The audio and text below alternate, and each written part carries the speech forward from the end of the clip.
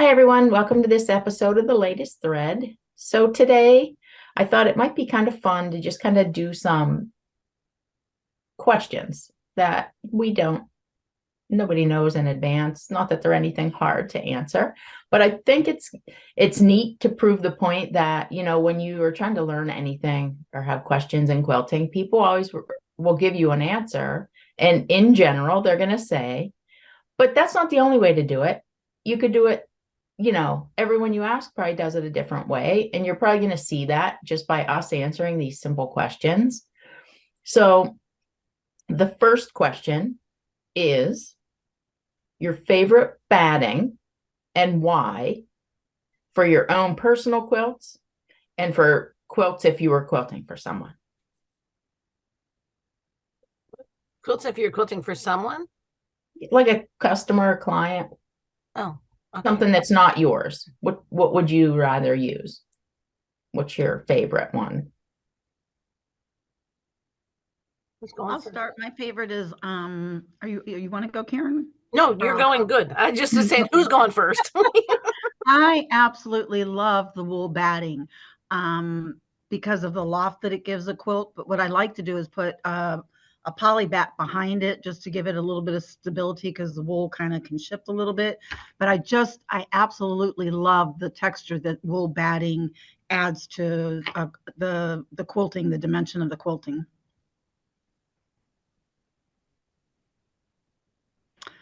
How about you, Jeannie?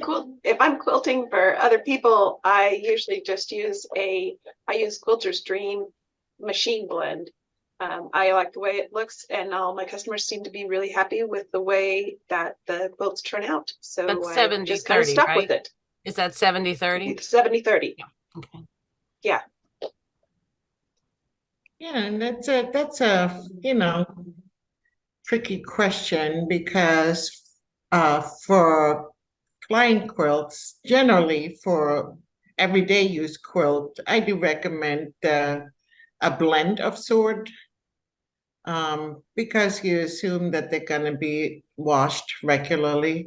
Whereas if it's a special quilt of theirs, then I'm with Karen Sievert, whereas you want to show some of your, quilting and therefore a wool to show the texture because it has the loft, is definitely something I would suggest to them.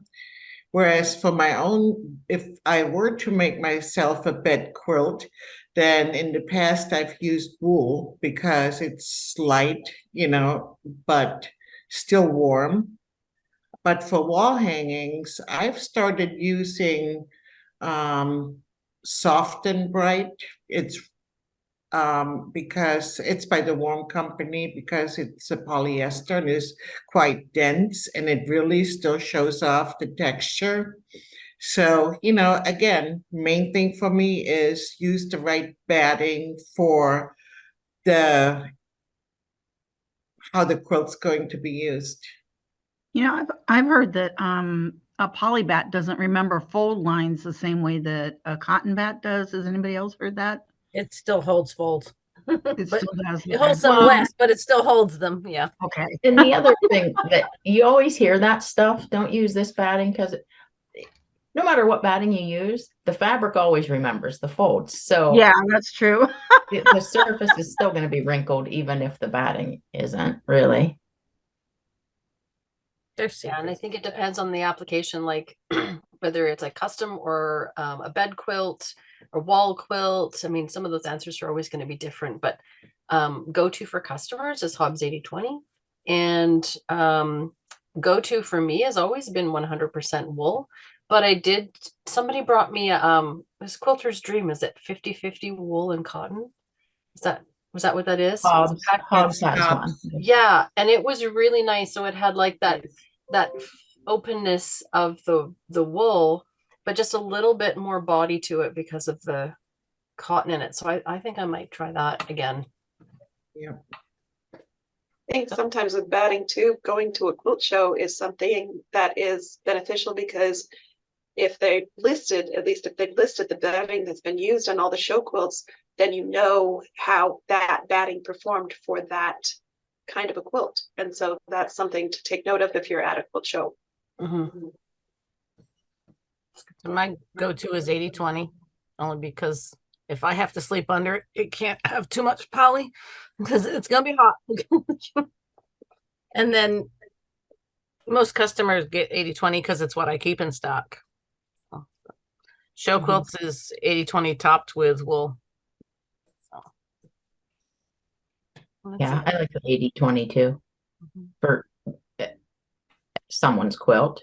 Mhm. For my own, I like if it's for my bed, I want the heaviest, thickest cotton thing because we like it to be heavy. Like you feel like you can even move under there. So if anybody doesn't know what, oh, I'm sorry, Jody. I bought wool thinking it's going to be so warm. Everyone says it's so warm. And it's like a like feather. air. It's too light. I'm like, this is like for summer. Air. Mhm. Oh no, Quilter's Dream has a real thick cotton. Yeah. It's like, I have one. yeah. If you order the roll of that and it comes, you're like, oh my goodness, there's a dead body in here. It's heavy. You know who also has a very heavy cotton and it still drapes super nice? I just got a roll for a customer and it's the Pelon cotton. It's actually really, really nice and it's super thick.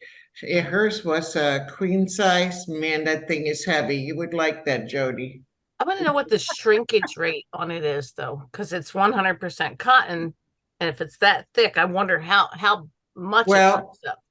she's using it for all of her quilts because she is somebody that wants cotton for everything. Mhm. And so she does like not the super wrinkled look. So to answer your question, I don't know the percentage, but it's not a lot. Okay. That brings up a kind of a good question too, is if I'm using cotton batting, I'll typically try to pre-shrink it, not by washing it in the wash machine, but by putting it in the dryer, either a steam dryer or a dryer with a wet towel, because that'll kind of cause it to shrink up and then I won't get all that shrinkage in after I've done the quilting. So it's just something to think about. Okay. Question 2. Can you guess what it is? It's question 2. Right? Yes. So what's your favorite thread and why for both? If you're quilting for someone else or your own quilts. 40 weight shiny poly followed by now 60 weight shiny poly. Done. All things.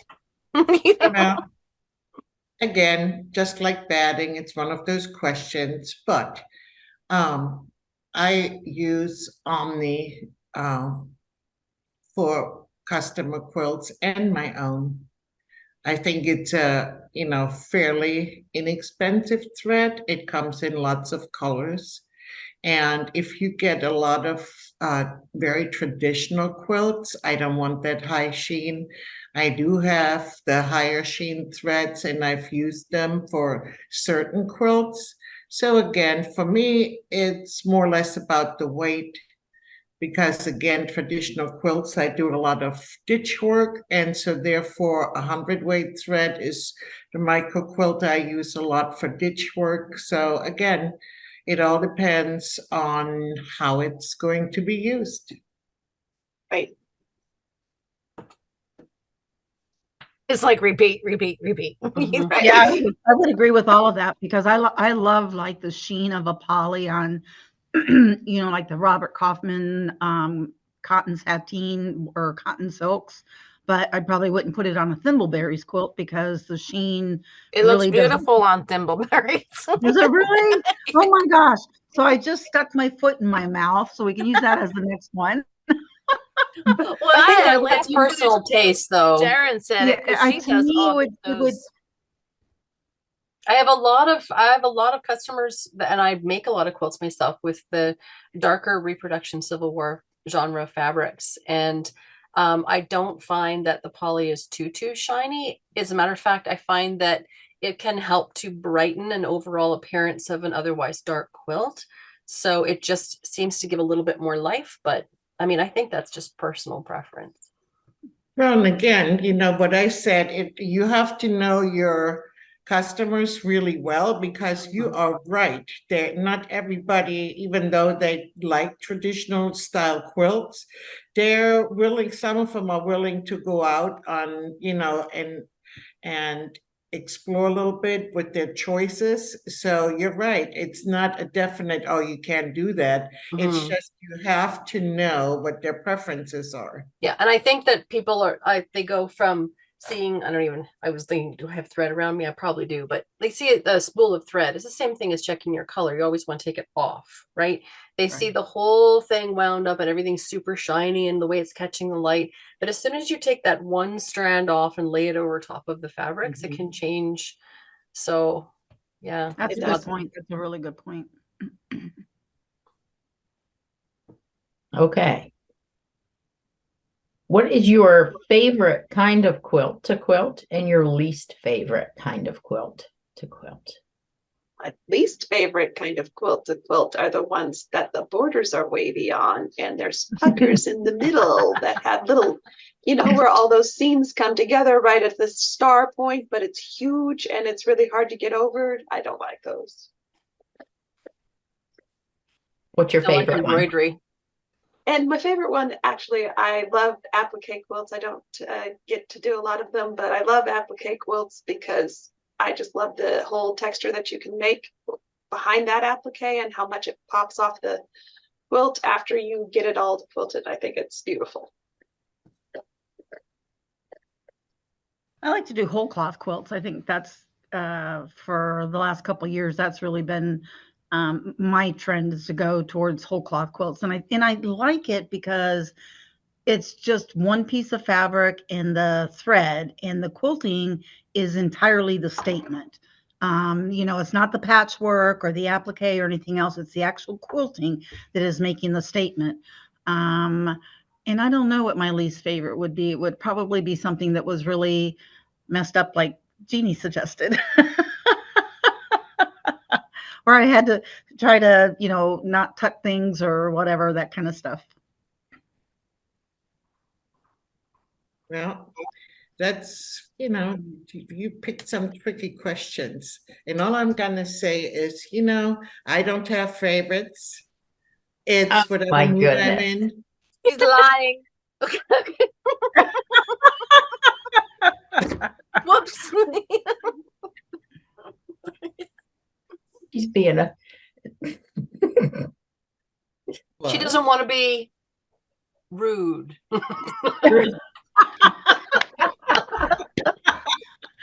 Sharon, Trying you to won. be good here, but very nice, Ava. So Oh what is your my. what is your not favorite quilt, Ava? Since you're not picking favorites. Do you not have a least favorite? A least favorite? I don't know. Can't See, think of it right now. I'm not trying to be rude, but I'm just not saying nothing. You give me enough time, I'll find footage that says this is my favorite or this is my least favorite.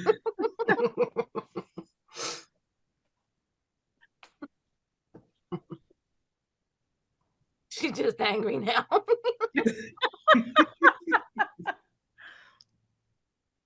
Did you say your favorite applique, Sharon? Oh, I think I piped up when Jeannie was talking about borders. I think I said that I don't like embroidery. I do like embroidery on like wool embroidery with the fancy stitches, because you typically don't stitch a lot on top of the applique on those. But what I mean that the embroidery I don't like is when there's like, maybe there's like a big seam that's like 11 by 18 or something, and something has to happen in there, you know? And how do you stitch in and around over top? Sometimes I end up just stitching right over top of that.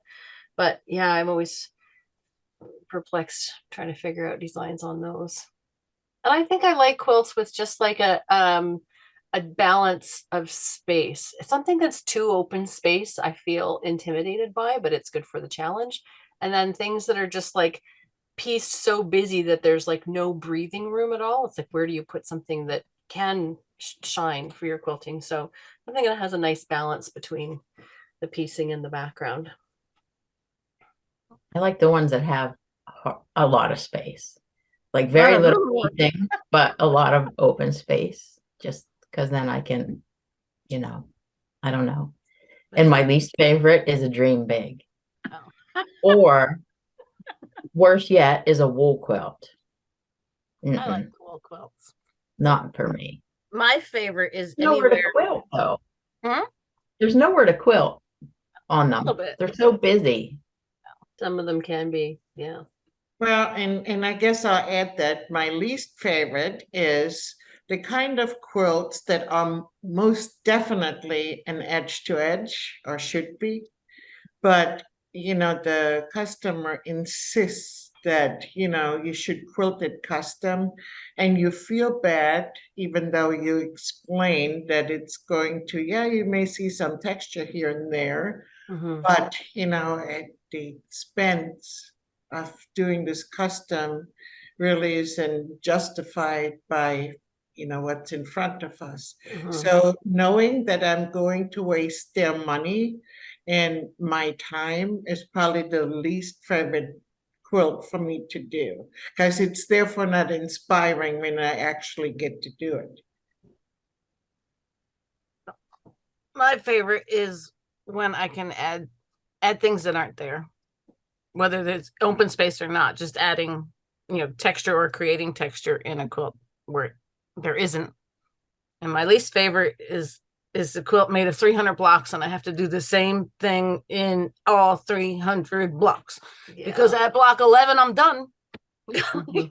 Like I'm done. So yeah, that's it. Okay. Last and final question. Do you offer binding service? Yes, for a very, very expensive price, and only 2 people have ever used it. But it's that expensive for a reason. That's what I tell them too. I can do it, but it's going to add a lot of cost to your quilt. Yes. When we first started our business, we would do it too. And we're like, well, we'll just make it a bunch of money. No one will pay it. But they did. Because, they hated it as much as I did. And so that went by the wayside because it's like, how long it takes to stitch it down. I could do another 1 to 2 quilts in that amount of time. So yeah, it just wasn't practical for us. I do offer the service. There is generally just certain types of people that actually use it. The non-quilters that were given or found a piece that they want to finish in memory of someone and they don't know how. Or then often it's the people that are much, much older or are struggling with arthritis in their hands and they can't manage the binding. And that group of people generally ask for the hand stitching part as well, because they're from that generation and they want to finish it right. And they're willing to pay for it, even though I've had it where the binding was more than the quilting itself, on an edge to edge quilt. But, they just physically can't and they can afford to do it. So I do it that I'll just put it on the front side because I'll attach it while it's on the machine, which is pretty easy. And they're pretty happy about that because they don't have to try to push that whole quilt through their domestic machine. So that works out really well, actually. Mm-hmm. But if you're looking to square up a quilt, that's not working. Yeah. Yeah. No, and I would say we probably do about 25% of our quilting. Somebody gets the binding, like they get the binding put on, and whether it's just the front or it's finished, but I won't finish it by hand. I'll only finish it by machine. So, if you want it machine bound, great, because I can do that while other machines are running and doing their job, right? And probably the biggest customer that I do that for is a local quilt shop, because I used to give her quilts back, and then I would go in like a month later, and the quilts that I had quilted for her are up on the wall, not bound. And I'd be like, give me that. Like, it needs to be finished. You know, it just finishes and displays so much nicer, right? So she sends the binding with it, and she gets them back ready to put up on the wall. So, I you know, have as a quilts on the sophomore, back you of my just don't have a ton of time. I have quilts on the back of my couch that don't have binding on them, and we use them just fine. Yeah.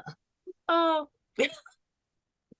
But the more you do it, the more you do the machine binding, the faster you get at it. So as long as they don't mind it, honestly, you know, like if you're doing a t-shirt quilt or a quilt that's going off to a nephew who's going off to college or something, and you know that thing is just going to get like abused, right? I think that the machine binding is maybe it's well, it is a little bit more sturdy and stable, right? Than yeah, being that's hand how I stitched. see it. Like if it's going in the wash every week, it better Yeah. have machine binding on it. Yeah.